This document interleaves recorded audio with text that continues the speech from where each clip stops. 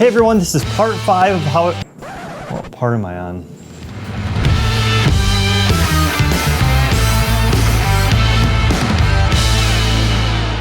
So after I finished this plywood wall, I really wanted to make a little shelf in the corner to display some of my cool axe heads and other things I came across. I wanted it to be unique, cheap, and functional. So one day when I was at the mill, I saw an oak cutoff with 2 square sides laying in our huge offcut pile. So I threw it in the truck and brought it home. I did let it dry for a few weeks in my basement, but it didn't really need to be bone dry. Next, I used a wire brush attachment on my drill to clean off some of the decayed wood.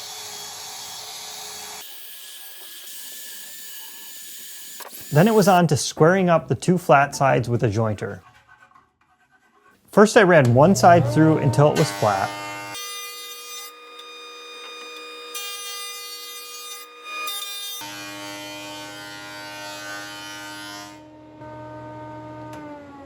And then I rotated it 90 degrees and held the jointed side up against the fence to make the second side flat and square.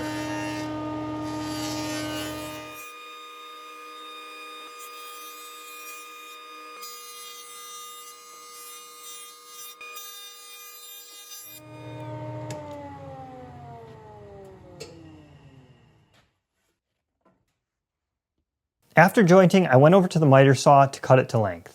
I taped the ends to try to reduce tear out, and it did a pretty good job.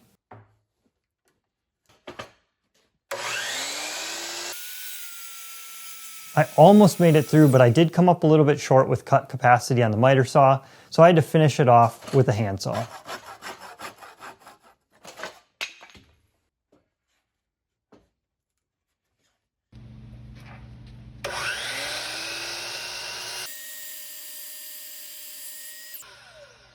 Now it was time to start the process of drilling and mounting the shelf. For this, I really liked Alexander Chappelle's use of threaded rod for floating shelves. My plan was to thread 1/2 inch 13 threaded rod into the plywood wall about 2 inches deep and then slide the shelf onto those threaded rods. Now if you don't know what 1/2 inch 13 means, don't worry about it. All it means is that the diameter of the threaded rod or bolt is 1/2 inch including the threads.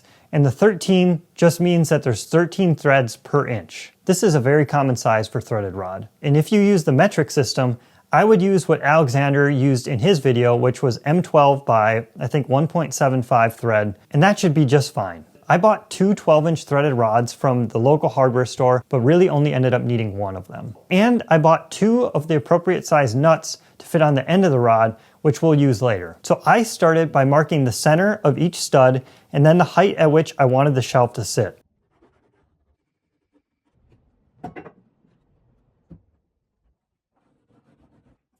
I scored these marks with a marking knife. Then I held the shelf up to the wall in its final left to right position and transferred the stud center lines onto the shelf. The benefit of the knife is that I could simply set my knife tip in the scored line on the wall and then transfer it down to the wood. This is much more precise than trying to transfer pencil lines. It was really important that the holes in the wall were in the exact same locations as the holes in the wood shelf so that the rods lined up perfectly. The fewer the rods, the easier it is to get them all to line up.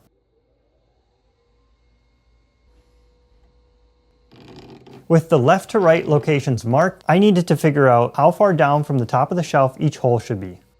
I tried to go as close to the center of the shelf as possible, but the awkward profile of the shelf required me to go above center so that the rod was deep enough into the shelf. Once I knew these top to bottom measurements, I marked them on the shelf and then on the wall. Then I used an awl to mark my drill points.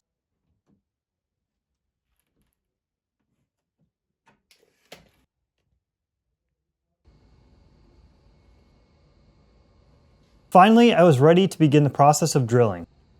So as a reminder, I wanted the rod to thread or screw into the wall, but I wanted the holes in the shelf to be large enough so that they could easily slide onto the threads. That means I needed to drill smaller holes in the wall than in the shelf. For the wall, I needed to figure out the proper drill size such that the 1/2 inch by 13 threaded rod would thread nicely into the wall. This is just called the drill size for a tap and can be found using a tap and drill size chart online. This chart indicated that I needed to use a 27/64 inch drill bit. For metric, this would be a 10mm drill for an M12 threaded rod. For the shelf holes, I could simply use a 1/2 inch drill bit because I wanted the holes to be the same size, if not a little bit bigger than the threaded rod diameter itself. So instead of just going with the full-size drill bit right away, I started with a small 1/8 inch drill bit and then worked my way up in about 1/8 inch increments until I got to that full size. I did this to minimize error. Essentially, the smaller holes acted as guides for the incrementally larger drill bits. You might be able to get away with larger increments between drill bits if you're using brad points, because they are less likely to drift. I also used a basic portable drilling guide to set my depth and make sure I'm staying perpendicular to the wall when drilling.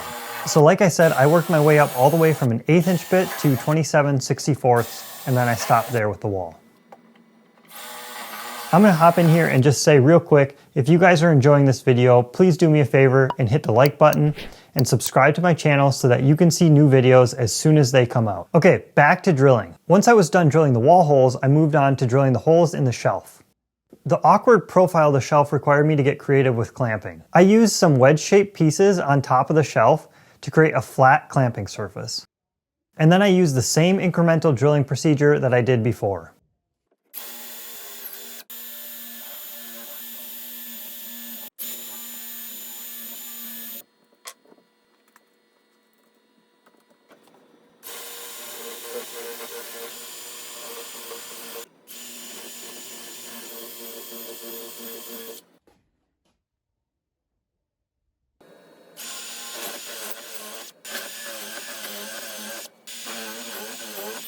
Eventually, I realized that I transferred one of the hole marks to my shelf incorrectly, so at this point I had to go back and re-drill that one.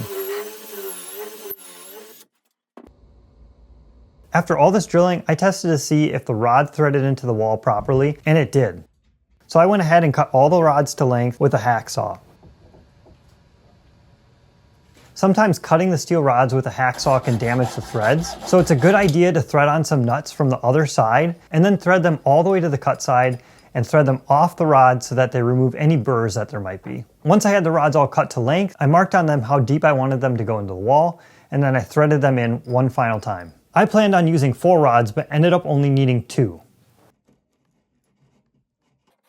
I threaded by hand until it was too tight to continue, and that's when those nuts that I talked about earlier came in handy. I tightened 2 nuts against each other at the end of the rod, and used a wrench on the outer nut to continue threading into the wall.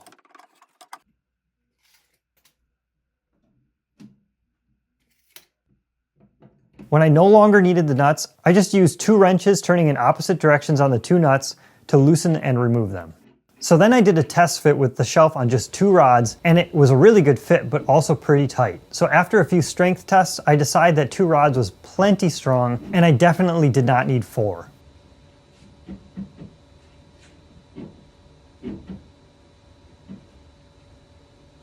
So the last thing I needed to do to finish up this project was to cover up the big hole in the wall due to the window. Covering up this window would not only make this nicer to look at, but also allow me to film at any time of day with the same exact lighting. I ultimately decided to have a sign made with my logo and then frame it. The sign backer is made out of 1/2 inch MDF leftovers that I had from the pallet wall.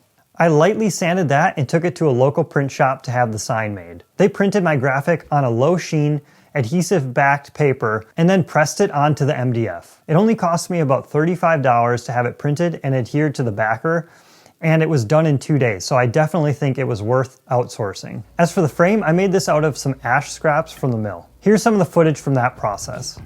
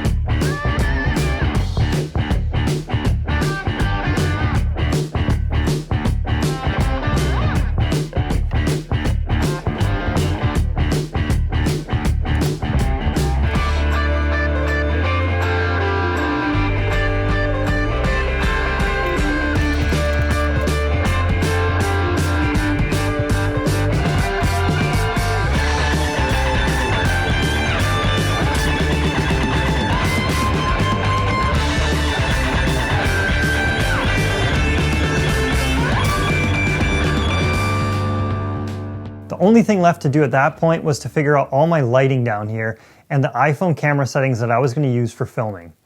I'm not going to lie, it took forever to try to dial in the 4 $10 Home Depot lights that I bought, but it was totally worth it in the end because I saved a ton of money. I'm going to save all that fun for part 5 and wrap this video here. Thank you guys so much for hanging out, and we'll see you on the next one.